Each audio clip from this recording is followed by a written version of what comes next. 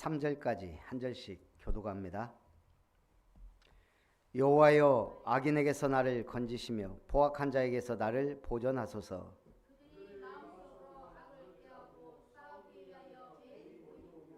뱀같이 그 혀를 날카롭게 하니 그 입술 아래에는 독사의 독이 있나이다. 셀라.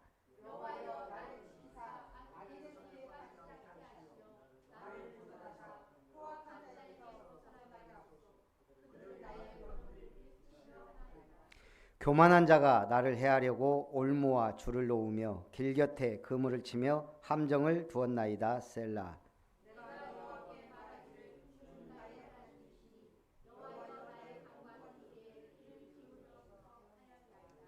내 구원의 능력이신 주 여호와여, 전쟁의 날에 주께서 내 머리를 가려 주셨나이다.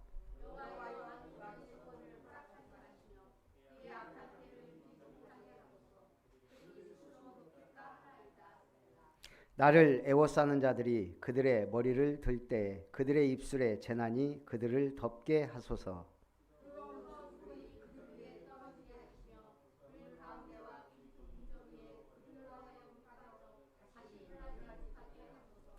악담하는 자는 세상에서 굳게 서지 못하며 포악한 자는 재앙이 따라서 패망하게 하리이다.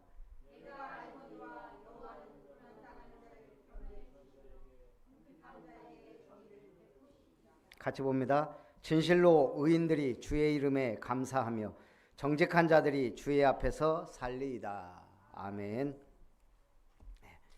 내 구원의 능력이신 주 여호와라는 말씀으로 은혜를 나눕니다. 서로는 공의를 구하는 간구의 시입니다. 물론 다윗의 시입니다. 다윗은 자신을 해하려는 악인의 손으로부터 구원하여 주실 것을 하나님께 간구합니다. 워낙 다윗 주변에는 악인이 많기 때문에 어려움을 많이 당하다 보니까 계속 기도하고 간구할 수밖에 없습니다. 그래서 오늘 우리는 하나님 앞에 서야 되고 하나님과 소통해야 됩니다. 오늘로 러시아 상트페테르부르크 RTS 신학교 교회사 강의를 이렇게 마쳤습니다. 하루에 3강씩 제가 착각한 게 그 교회사는 그 내용을 보내달라고 그러더라고요, 선교사님이. 그래서 이제 제가 열심히 지난주에 보냈어요. 근데 가만히 보니까 9강의를 해야 되는데 3강의를 보낸 거예요. 초대교회사에서 초대교회사 성경이니까. 그래가지고 갑자기 이번 주간에 막 살을 붙이고 나누고 그래가지고 이제 아무리 해도 6강밖에 안 나오더라고요. 그래서 초대교회사 하고 우리 오늘은 한국교회사를 해야 되겠다. 한국교회사를 또 하루 종일 만들어 갖고 보내 갖고 이렇게 했는데요. 오늘 2강째 거의 마지막 한 10분 남겨놨는데 갑자기 통역하는 분이 소리가 딱 끊어지는 거예요. 그러니까 이제 선교사님한테 연락이 왔어요. 갑자기 전기가 나갔다네요. 그게 수준이에요. 동남아시아 쪽도 보면 한 번씩 끊어져요. 그래서 참 우리 한국은 인프라가 잘 돼 있습니다. 저도 잘 모르겠는데 서울 간 지가 좀 서울에 가면 웬만한 데는 와이파이가 더 터진다네요. 그것도 무료 와이파이가. 그 정도로 지금 인프라가 잘 돼 있는데 어찌됐든 이게 메시지 딱 하다가 끊어지니까 한 또 10분 정도 하고 복구가 돼가지고 이렇게 메시지를 전했는데 오늘 우리도 마찬가지예요. 하나님과의 관계가 자꾸 끊기면 안 돼요. 계속 소통이 돼야 됩니다. 다윗이 그랬죠. 다윗이 소통이 끊어질 때는 범죄할 때예요.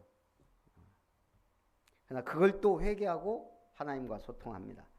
오늘 첫 번째는 악인에게서 나를 건지소서.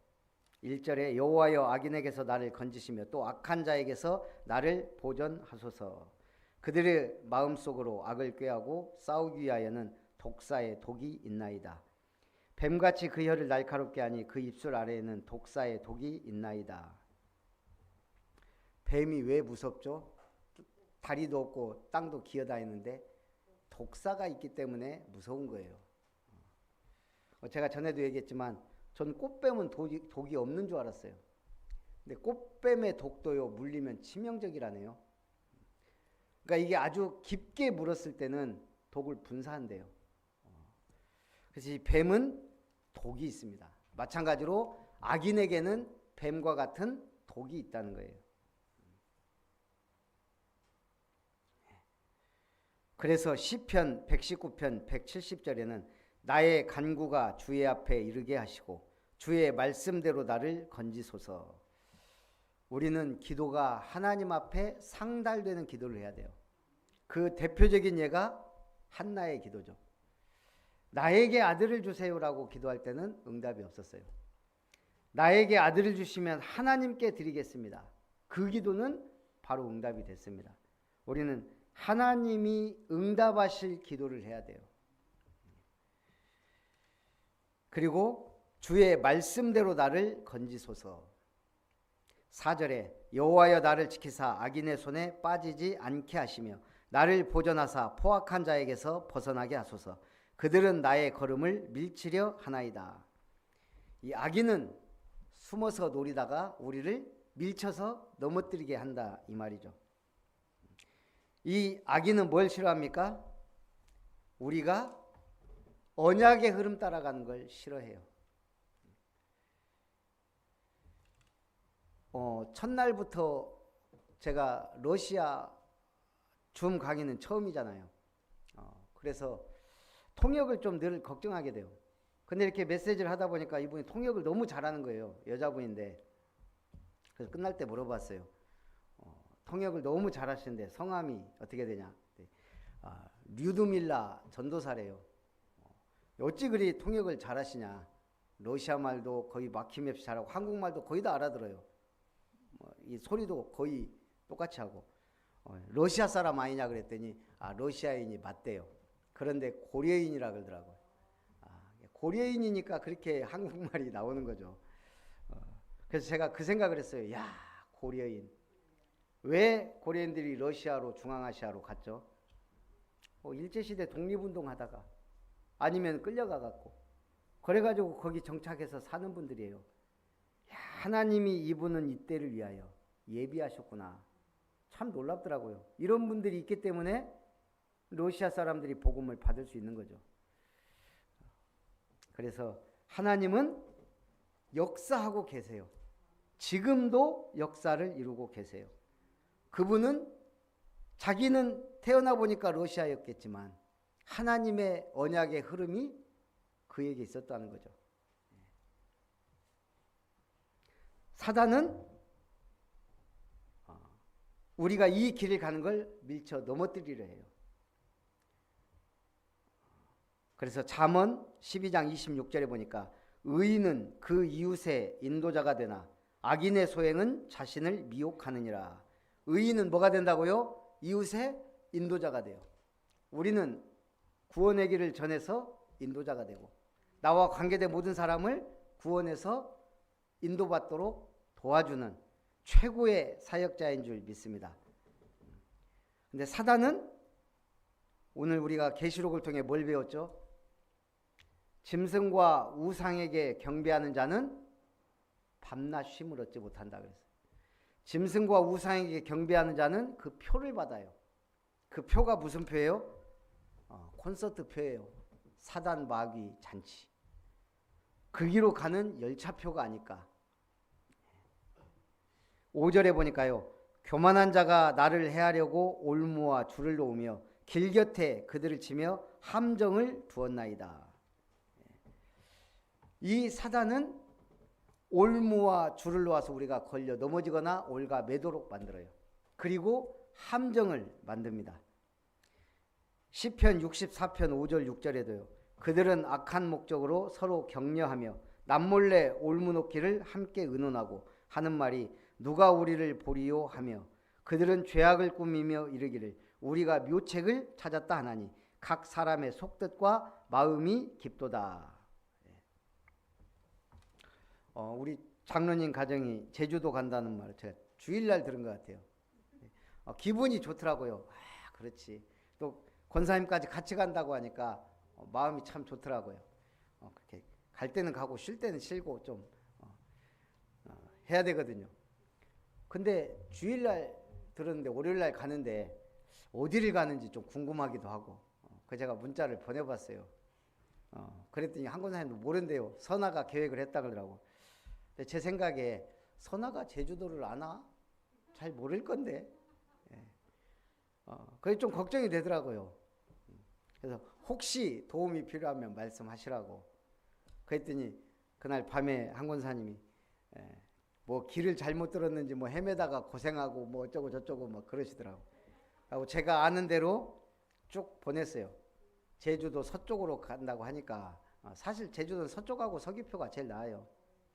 그래서 이제 거기서 갈 만한데 추려서 이렇게 보내드리고 제가 가보니까 절대 먹으면 안 되는 거 갈치구이, 통갈치구이 비싸기만 하고 맛도 없고. 근데 제가 전에 먹었던 목사님들이 다 좋았다고 하는 게 접작 뼈국이었어요. 추천했는데 드셨는지 모르겠는데 그 참 가격도 얼마 안 하면서 굉장히 맛이 괜찮더라고요. 그리고 이제 우리 월요일날 그 줌 기도회 하면서 지은중 집사님한테 그 얘기를 하니까 그러더라고요. 나한테 얘기하지. 자기가 완전 제주도 전문가더라고요. 그래서 벌써 쫙 얘기하는데 저도 모르는 데를 막 얘기해요. 그 오늘 건영이 형제도 그러더라고요. 우리 집은 막 제주도를 많이 가가지고 뭐 잘 안 돼요. 식당도 탕 유명한데 뭐 잘하는데 많이 안다고. 물어봤으면 좀 더 좋았을 건데. 그래서 전문가가 필요한 거예요. 어찌 됐든 뭐 그냥 거기 있는 것 자체가 좋은 거 아닙니까? 가족들이 같이 있는 게 좋은 거고. 오늘 우리도 하나님 앞에 자꾸 물어봐야 돼요. 그래야 확실한 길로 바른 길로 가게 돼요. 안 그러면 늘 돌아가요. 제가 기도 별로 안 하고 선택한 것들은 늘 문제가 오더라고요. 근데 정말 기도하면서 한 거는 아닌 것 같은데 확실한 응답으로 바뀌어요.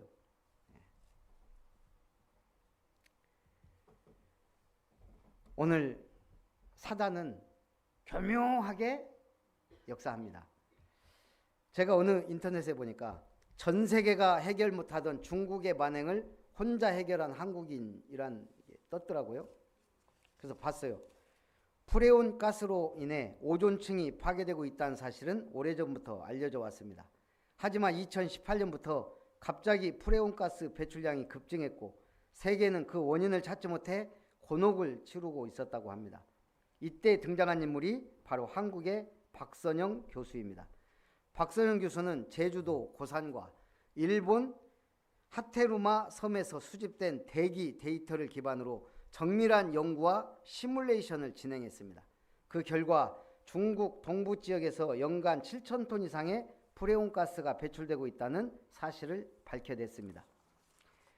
이는 세계 프레온 가스 총 증가량의 60%에 달하는 엄청난 수치였습니다. 이 연구 결과는 네이처에 발표되었고 전 세계가 중국을 향해 강력히 비난했습니다. 중국은 해당 공장을 철거하고 대기 중 프레온 가스 농도가 점점 줄어들게 됐습니다. 박선영 교수가 없었다면 지구는 금방 오염됐겠죠. 지금 전 세계에서 가장 문제가 되는 게 플라스틱이에요. 이 플라스틱, 이게 미세 플라스틱 막 이런 것들이 바다로 제일 많이 배출하는 데가 중국이더라고요. 완전 민폐 국가예요. 그러니 우리가 공장 돌려서 돈 버는 것도 좋지만 세계를 오염시키고 있죠. 이후에도 중국은 수차례 공장을 돌리려 했지만 박선영 교수가 칼같이 잡아내고 있다고 합니다. 오늘 우리도 마찬가지. 두 눈 부릅뜨고 해야 될 일이 있어요. 마귀가 함정을 파고 올무를 놓고 줄을 놓는 거, 이걸 경계해야 되고 기도하고 싸워야 돼요. 두 번째, 구원의 능력이신 주께 간구합니다. 6절에 내가 여호와께 말하기를 주는 나의 하나님이시니 여호와여 나의 간구하는 소리에 귀를 기울이소서 하였나이다. 7절 내 구원의 능력이신 주 여호와여 전쟁의 날에 주께서 내 머리를 가려 주셨나이다. 내 구원의 능력이신 주 여호와 하나님이 우리를 구원하셨어요. 그런데 전쟁이 터집니다. 그때 다윗은 뭐라고 기도했죠? 전쟁의 날에 주께서 내 머리를 가려 주셨나이다. 이게 뭔 말이에요? 머리를 가리운다는 말은 투구를 썼단 말이에요. 뭐죠? 하나님이 투구를 쓰듯이 우리를 보호하신다는 얘기입니다. 시편 91편 4절에 보니까요.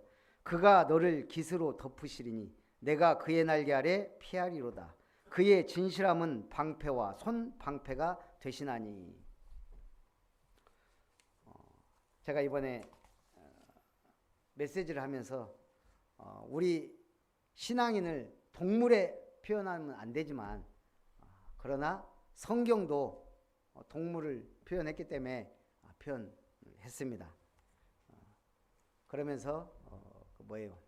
성경에 나온 두 동물이 있어요. 많이 있지만 욥기서 40장인가 39장에 나와요. 거기에 보면 들소가 나옵니다. 들소가 너를 위해 밭을 갈겠느냐. 한마디로 말하면 길들일 수 없는 게 들소란 얘기예요. 또 길들일 수 없는 거 있었죠. 탈 수 없는 말, 얼룩말. 그리고 타조가 나옵니다. 타조는 알을 낳아서 그냥 땅바닥에 버려두고 다른 들짐승이 밟든지 말든지 신경 쓰지 않고 가버린다. 그러니까 그 열기 때문에 알아서 부화하고 알아서 살아남아야 돼요. 그게 타조예요. 타조는 자기 새끼를 돌보지 않는다는 거예요. 오늘 종교인들이 그렇습니다. 그래서 하나님은 다락방 하라는 거예요. 말씀으로 구원하고 말씀으로 양육하고.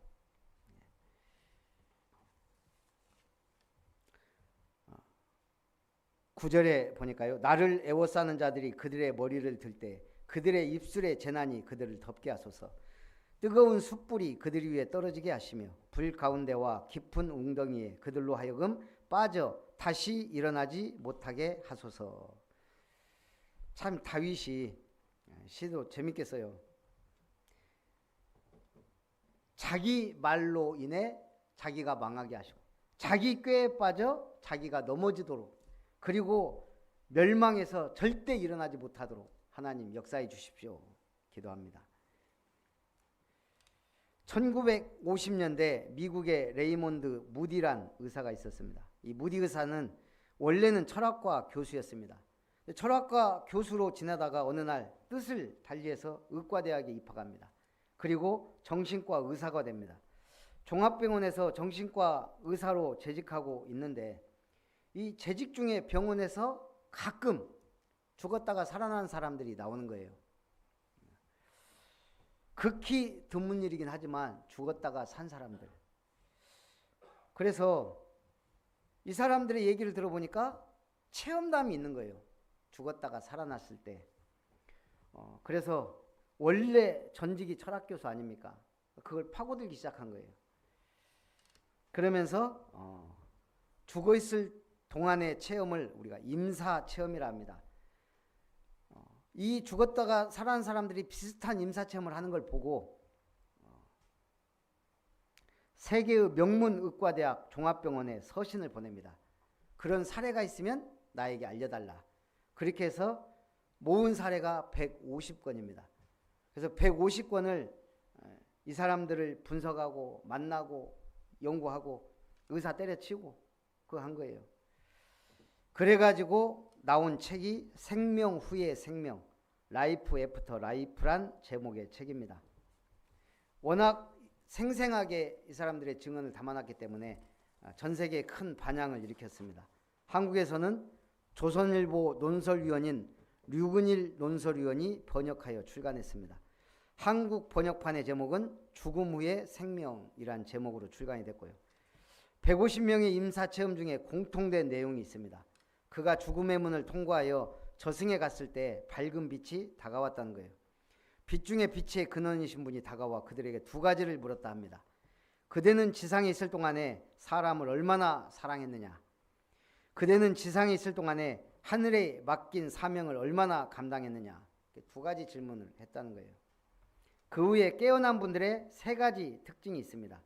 첫째는 죽기 전에 타락했던 삶을 완전히 벗어나 새 출발했다는 거고요. 둘째는 스스로 교회나 성당을 찾아가서 신앙생활을 시작했다는 거예요. 셋째는 기회만 있으면 이웃을 돕는 선한 생활을 실천했다는 겁니다. 이번에 한강 작가가 노벨문학상을 받았어요. 뭐 헌책방에 한강의 책이 뭐 동날 정도로 심지어 몇백만 원에 거래되기도 한다네요. 저도 채식주의자를 읽어봤거든요. 근데 내용이 참 저는 뭐 감동을 받기보다는 제가 집사람한테 난 읽어보니까 좀 약간 어두운 부분들이 있어서 뭐 그랬더니 원래 그런 책이 노벨상을 받는다 그러더라고요. 저는 차라리 이민진 작가의 파친코가 훨씬 감동이었거든요. 그래서 이민진 작가가 탄 게 좋았을 건데 그랬더니 거기는 한국계 미국인인데 미국인이 받으면 되겠냐고. 어찌됐든 근데 이 한강 작가 보니까 아버지도 소설가고 가족이 작가들이 많아요. 그래서 이런 집안에 이런 인물이 나왔구나. 참 그것도 무시 못하겠더라고요. 오늘 마찬가지입니다. 보겸이가 일주일에 한 번씩 받아쓰기 시험을 봐요. 보니까 1단계, 2단계, 3단계 쭉 해서 뭐 이렇게 해서 그걸 이제 미리 줘요. 예습하라고. 근데 공부 잘 안 하려고 그래요. 그러니까 이제 한 번씩 시켜요. 하고 2번이라도 하면 100점을 받더라고요. 근데 설렁설렁 잘 안 하면 틀려요. 하고 제가 엊그저께 나한테 5단계 불러봐라 그랬어요. 내가 한번 시험 한번 보겠다고. 집사람 같이 하자 그랬어요. 집사람은 안 한다네. 그래서 저보고 한번 보고 하래요. 그럼 보고 하면 뭐 시험이냐 그게. 안 보고 하겠다. 갖고 10문제 몇 개 틀렸을까요? 2번 봤어요. 5단계, 6단계. 2개씩 틀렸어요. 하나는 제가 실수해갖고 틀릴 게 아닌데 실수한 게 있잖아요. 글씨를 잘못 썼거나 제가 잘못 들어갖고 쓴 거. 그리고 하나는 띄어쓰기.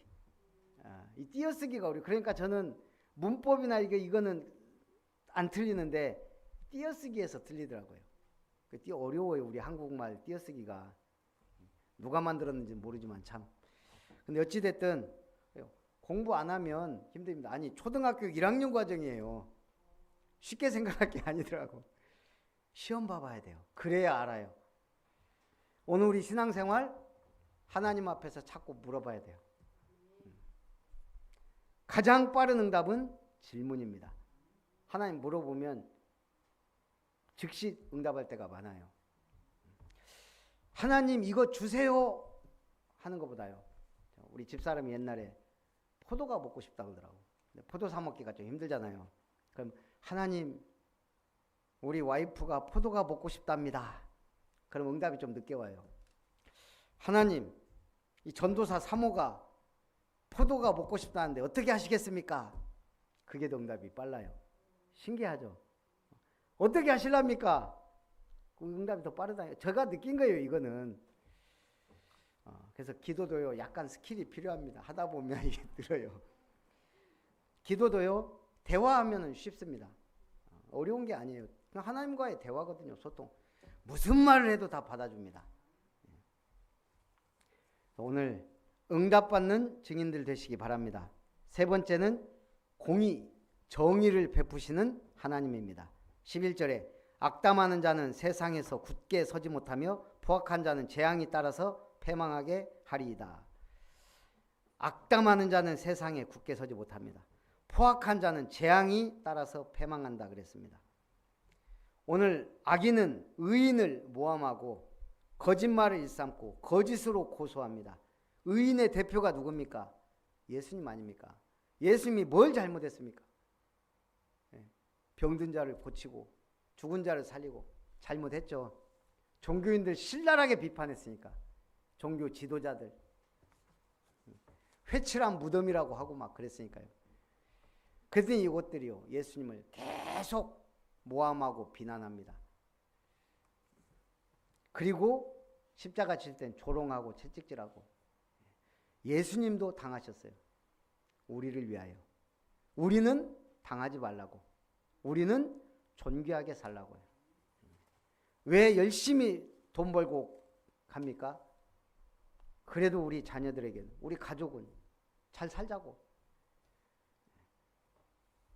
12절에 내가 알거니와 여호와는 고난당하는 자를 변호해 주시며 궁핍한 자에게 정의를 베푸시리이다.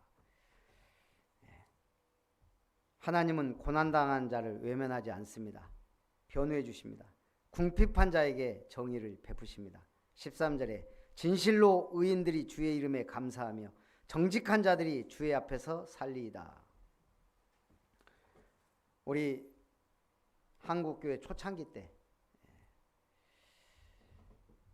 평양에 유명한 깡패가 있었습니다. 그 이름은 김익두. 얼마나 행패를 부리고 다녔으면 사람들이요, 장에 갈 때 제발 김익두 만나지 말게 해달라고 성황당에 가서 그 있잖아요, 그 나무라, 거기서 빌고 갔대요. 그 정도로 남봉꾼이었는데, 이 친구가 어느 날 친구가 교회 한번 가보자 그러니까 처음에는 개소리 하지 말라 그랬거죠. 어느 순간 따라간 거예요. 3번인가 따라갔다가 은혜를 받았어요. 그날 목사님이 영생에 대한 설교를 하는데, 영생이 있다면 내가 이렇게 하루 살이처럼 살면 되겠냐. 완전히 바뀌었어요. 그래가지고 어느 날 사람들에게 부고장을 보냈습니다. 김익두 목사 사망. 그래갖고 바로 신학을 해서 목사가 됐어요. 그리고 자기 지인들한테 부고장 보낸 거예요. 근데 이제 이 사람들이 보니까 멀쩡히 살아있거든요. 어떻게 된 거냐? 그때 김익두 목사가 한 말입니다. 과거에 나는 죽었다. 이제 나는 새 사람으로 살 거다. 그리고 나서 1900년대 초 한국교회를 부흥시킨 대표적 인물, 별명이 불의 사자라는 별칭으로 엄청난 부흥운동을 이끈 목사님이 됐습니다. 오늘 우리 결론입니다. 영생을 주시는 유일한 분, 우리는 그분을 만났습니다. 그리고 영생을 얻게 하는 유일한 길, 하나님이 원하시는 유일한 길, 우리는 그 길을 갑니다. 그리고 우리는 유일한 응답을 받아야 됩니다. 참된 응답, 그게 생명 구원입니다. 오늘 이틀 동안 초대교회사를 통해서 쭉 사도행전과 초대교회, 헤롯 가문부터 로마 황제까지 313년 콘스탄티누스가 기독교를 공인해 줍니다. 이제 믿고 싶은 사람은 믿어라. 그리고 테우도시우스 황제가 380년에 드디어 기독교를 국교로 선언합니다. 380년. 그러니까 로마 250년 동안 어마어마한 핍박이 있었고, 그리고 380년, 13년 만에야 자유가 얻었고, 380년 기독교가 국교가 됐어요. 그때부터는 이제 안 믿으면 안 돼요. 왕부터 저 노예까지 100% 다 믿어야 돼요. 그게 국교예요. 그러고 나서 이제 타락하기 시작하죠. 제가 교회사 오늘 마지막 다락방의 또 역사와 지금까지 흐름을 쫙 얘기했어요. 2시간. 1시간이 남더라고요. 그래서 성경과 교회사의 이 흐름 7가지를 얘기했어요. 첫째, 광야교회, 언약궤 따라가라. 둘째, 다윗과 솔로몬 성전 건축. 하나님이 언약궤를 모실 성전 건축을 통해 하나님은 그 나라를 강대하게 하셨습니다. 세 번째는 엘리야와 엘리사의 도단성 운동, 7천 제자를 찾아라. 그리고 네 번째가 초대교회 운동입니다. 사도행전적 응답. 그리고 5번째, 중세교회의 타락과 종교 개혁, 성경으로 돌아가라. 그리고 6번째가 미국과 유럽의 전도운동. 크게 3번. 첫 번째가 대각성운동이 17세기 말부터 18세기 초까지 일어나요. 그때 인물들이 조지 휴필드와 조나단 에드워드, 그리고 18세기에 웨슬레의 부흥운동, 그리고 19세기 초에 무디의 100만 명 부흥운동이 일어납니다. 그리고 나서 촛대가 아시아로, 그리고 한국으로. 제가요 전 세계 교회사를 40분 만에 끝냈습니다. 저도 놀랍더라고. 교회사 한번 했더니 교회사가 착해져요. 그래서 하나님이 나를 공부시키려고, 무식하면 용감하다고, 상트페테르부르크 그 신학교는 하고 싶은 거 하라 그래요. 성경. 제가 이렇게 목사님들 보니까 전부 성경 하더라고요. 어떤 분 출애굽기, 어떤 분 여호수아, 어떤 분 뭐. 그래도 신학교인데 교회사 하겠다고. 내가 무식하니까 용감했죠. 그래서 교회사 뭐부터 해야 되냐 고민하고 기도하다가 초대교회부터 하자. 초대교회 한다고 맨 다락방 얘기만 했어요. 사도행전이 전부 다락방이잖아요. 근데 어찌 됐든 그러면서 교회사의 역사를 했는데, 지금 우리는 말세 교회 시대에 언약의 백성으로 하나님이 부르셨습니다. 승리하시기를 주님의 이름으로 축복합니다. 살아계신 하나님, 내 구원의 능력이신 주 여호와 하나님께서 다윗처럼 우리를 보호하시고 우리를 구원하시고 우리를 인도해 가심을 감사드립니다. 그의 날개 아래에서 마음껏 하나님을 찬양하며 주님께 감사하며 주님의 언약을 따라 명령을 따라 우리에게 주신 비전을 향해 나아갈 수 있도록 축복하여 주옵소서. 주님의 몸된 교회를 사랑하며 이 마지막 시대의 교회의 땅끝 237 5천 종족 금토일 시대 삼뜰 교회를 세워갈 수 있도록 오늘 예배자들이 주역이 되게 하여 주옵소서. 주 예수님의 이름으로 기도하옵나이다. 아멘. 327장 찬송합니다.